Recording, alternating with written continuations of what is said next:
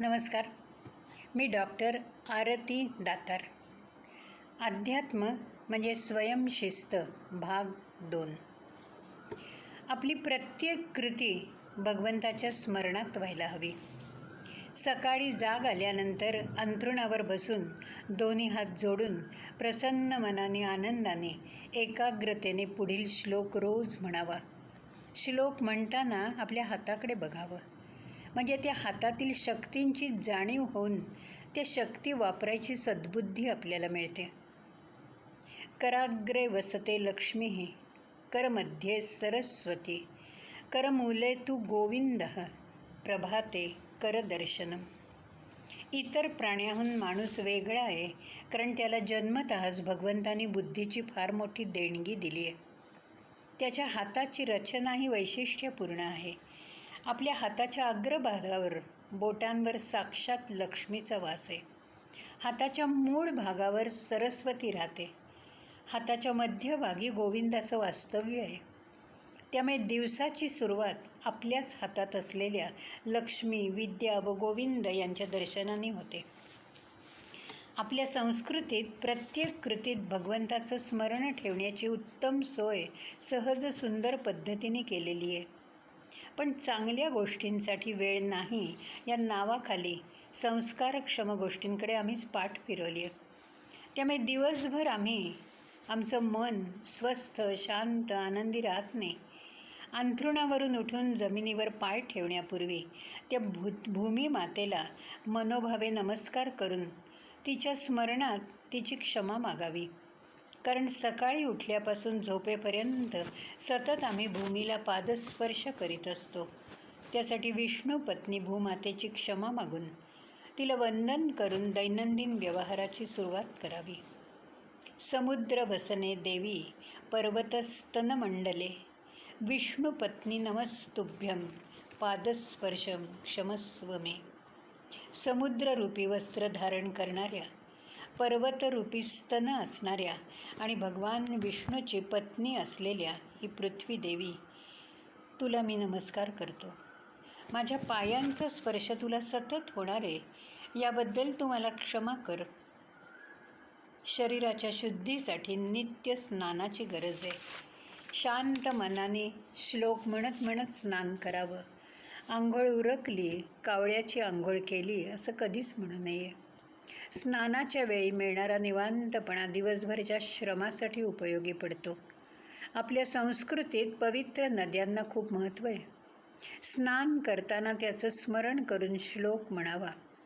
गंगेच यमुने चैव गोदावरी सरस्वती, नर्मदे सिंधू कावेरी जलेस्मिन सन्निधिं कुरु.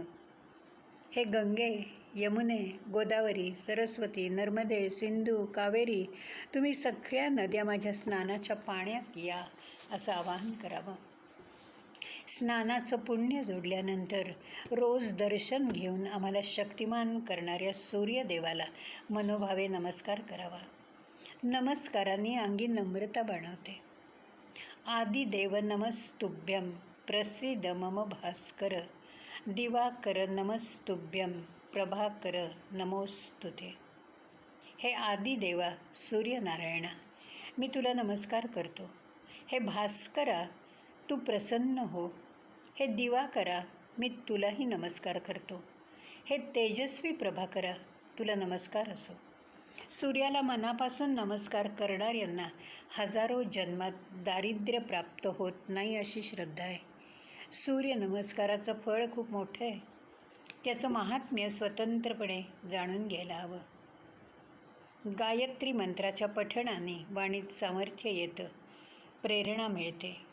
ओम भूर्भुवः स्वः तत्सवितुर्वरेण्यं भर्गो देवस्य धीमहि धियो यो नः प्रचोदयात्. अध्यात्म आणि विज्ञान या दोन्ही शास्त्रानुसार प्रत्येक घरात तुळस हवी. तुळशीशिवाय घराला अस्तित्व नाही असं संत महात्मे आपल्याला सांगतात. सकाळी तुळशीला पाणी घालून नमस्कार करावा. संध्याकाळी तुळशीजवळ दिवा लावावा. तुलसी श्री सखी शिवे पापहारिणी पुण्य दे, नमस्ते नारदनुते नमो नारायण प्रिये. लक्ष्मीची भगिनी, कल्याणकारी, पाप दूर करणारी, पुण्यदा.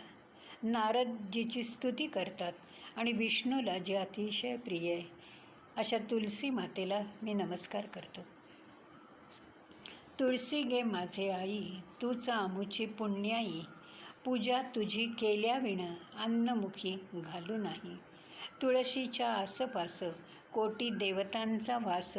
वारंवार नमस्कार माझा तुळशी मातेस. आपल्या प्रत्येकाच्या दैनंदिन जीवनात अन्न ग्रहण करण्याला म्हणजे भोजनाला सर्वाधिक महत्त्व आहे. अन्नाशिवाय आपलं जीवन व्यर्थ आहे. अन्न हे पूर्ण ब्रह्म आहे. त्यामुळे भोजनाला सुरुवात करण्यापूर्वी एक श्लोक म्हणण्याची खरं आपली पद्धत आहे. वदनी कवळ घेता नाम घ्या श्रीहरीचे. सहज हवन होते नाम घेता फुकाचे. जीवन करी जीवित्वा अन्न हे पूर्ण ब्रह्म. उदर भरण नोहे जाणीजे यज्ञ कर्म. जीवनाला अत्यंत उपयुक्त ते ब्रह्म या अर्थाने अन्न हे पूर्ण ब्रह्म आहे असं मानलं जातं. अन्नाविना जीवन व्यर्थ आहे. स्वयंपाक करणाऱ्या स्त्रीने प्रसन्न मनाने, सुखा समाधानाने, मनोभावे, अत्यंत प्रेमाने स्वयंपाक करावा. त्यात तिचा जीव हवा, म्हणजे तो पदार्थ उत्तम चविष्ट होईल. त्याला प्रसाद म्हणतात. स्वयंपाक करताना नाम घ्यावं. मनात त्रासदायक विचार नसावेत. प्रसादात नामाची गोडी उतरते. तो प्रसाद अन्न सेवन करण्यापूर्वी भगवंताचं स्मरण करावं, त्याचं नाम घ्यावं. प्रसन्न मनाने, शांत स्थिर चित्ताने जेवण घ्यावं. त्यामुळे तृप्ती मिळते. चिंताग्रस्त मनाने घाईघाईत वादविवाद करत पदार्थ तोंडात कोंबून कधी जेवू नये. त्यामुळे मानसिक तृप्ती होत नाही. शारीरिक त्रासाची शक्यता नाकारता येत नाही. प्रत्येक घासाला भगवंताचं चिंतन करावं. त्यामुळे पचन उत्तम होतं. पोट स्वस्थ असलं की मन शांत, आनंदी आणि उत्साही राहतं. आपण उत्साही असलो की आपल्या भोवतालचं वातावरण आपण उत्साही करू आणि राखू शकतो. समर्थ रामदास स्वामी स्वानुभवातून समाज मनाशी सुखसंवाद साधताना म्हणतात, जनी भोजनी नाम वाचे वदावे. अति आदरे गद्य घोषे म्हणावे. हरी चिंतने अन्न जेवीत जावे. तरी श्रीहरी पाविजे तो स्वभावे. सायंकाळी देवाजवळ तेलाचा दिवा लावून शुभंकरोती म्हणावं. संध्याकाळच्या कातर वेळी शांत जळणारा तेलाचा दिवा आपलं मन शांत आणि सोज्वळ करायला उपयोगी असतो. त्यावेळेला भीमरूपी स्तोत्र, रामरक्षा स्तोत्र यासारख्या स्तोत्रांचं वैखरी वाणीने स्पष्ट शुद्ध उच्चार करून पठण केलं तर घरात होकारात्मक स्पंदनं निर्माण होतात. घरातलं वातावरण प्रसन्न राहतं. या प्रसन्नतेत रात्रीचं हलकं भोजन भगवंताच्या स्मरणात सेवन केल्यावर रात्री झोपण्यापूर्वी भगवंताचं स्मरण आवश्यक असतं. रात्री झोपण्यापूर्वी काही श्लोक, स्तोत्र किंवा गीतेचा 12वा 15वा अध्याय अगदी एकाग्र मनाने म्हणण्याची शिस्त आपण अंगी बाणवायला हवी. शांत स्वस्थ झोपेसाठी ही स्तोत्र अत्यंत उपयोगी आहेत. या स्तोत्रांमुळे अंतर्बाह्य शांतता निर्माण होते. स्वस्थ शांत झोप लागली की उठताना मन प्रसन्न राहतं. पहाटे उठलं की पहाटेची प्रसन्नता, शांतता अनुभवता येते. मनाच्या या प्रसन्नतेत, उत्साहात दैनंदिन जीवनातली प्रत्येक गोष्टीला आणि कार्याला, आपल्या अनुभवाला, भेटणाऱ्या माणसांना, त्यांच्या आणि आपल्या स्वतःच्या प्रश्नांना योग्य पद्धतीने सामोरं जाता येतं. प्रश्न वाढवण्यापेक्षा स्वतःच्या प्रश्नांना योग्य पद्धतीने सामोरं जाता यायला पाहिजे. प्रश्न सहज सुंदर शैलीत सोडवता येतात किंवा आपोआप सुटल्याचा आनंदही त्यामुळे आपल्याला मिळतो. प्रत्येक गोष्टीतून, अनुभवातून आनंद मिळवणं, टिकवणं, वाढवणं आणि तो आनंद मनापर्यंत पोचवणं हे खूप महत्त्वाचं असतं. निर्मळ मनाला या निरपेक्ष आनंदाचा अनुभव येतो. मनाने नित्य वर्तमान काळात जगावं. भूतकाळाचा विचार आणि भविष्यकाळाची चिंता न करणं म्हणजे हातातील क्षण आनंदाने समरसपणे जगणं। यासाठी मन स्वच्छ, हलकं आणि सुंदर हवं। त्यासाठी त्या मनाला अध्यात्माचा स्पर्श हवा। अध्यात्म म्हणजे काही गूढ रहस्य नाही। अध्यात्म ही आनंदाने, समाधानाने जगण्याची सोपी वाट आहे। अध्यात्म म्हणजे आपणच आपल्याला समजून घेणं। त्यासाठी मन संस्कारक्षम निर्मळ हवं। मनाच्या निर्मळतेसाठी, मनाच्या स्वस्थतेसाठी प्रत्येक कृतीउक्तीत भगवंताचं स्मरण असणं म्हणजे आध्यात्मिक होणं। अध्यात्म इतका सोपा विषय खरं तर दुसरा नाही। असं असूनही आपण अध्यात्मापासून दूर राहतो ते केवळ आणि केवळ अज्ञानामुळे। भगवंत आनंदरूप आहे। मला नित्य आनंद हवा आहे। त्यासाठी आनंदरूपी भगवंताचं नित्य स्मरण हवं।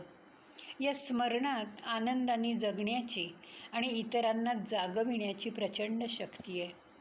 आनंदाने, समाधानाने, शांत प्रसन्न मनाने जगणं म्हणजे आध्यात्मिक होणं। माझ्या वाट्याला आलेल्या सगळ्या गोष्टी समंजसपणे शांत मनाने मान्य करणं म्हणजे आध्यात्मिक होणं। स्वतः आनंदी राहून इतरांना आनंदी करणं म्हणजे आध्यात्मिक होणं। निष्क्रियता, आळस, कंटाळा, अहंकार, राग, द्वेष इत्यादी शत्रूंपासून लांब राहून मन स्वस्थ ठेवणं म्हणजे आध्यात्मिक होणं। भगवंतावर श्रद्धा ठेवून नित्य त्याचं नाम घेणं म्हणजे आध्यात्मिक होणं। दैनंदिन जीवनात प्रत्येक कृतीउक्तीत अध्यात्म उतरवता येणं, असं वागणं म्हणजे आध्यात्मिक होणं। आध्यात्मिक झाल्यामुळे जीवन यशस्वी, अर्थपूर्ण, सुंदर व्हायला मदत होते।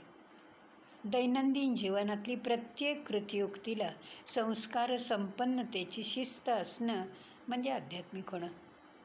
या अध्यात्मात स्वयंशिस्तीला खूप महत्त्व आहे। या स्वयंशिस्तीमुळे तनामनाचं आरोग्य राखता येतं। या आरोग्यासाठी मुद्दामून निराळा वेळ काढावा लागत नाही। ही शिस्त श्वासात मुरते आणि आपलं जगणं अर्थपूर्ण होऊन जातं। म्हणून प्रत्येकाच्या दैनंदिन जीवनाला स्वयंशिस्त पाहिजे।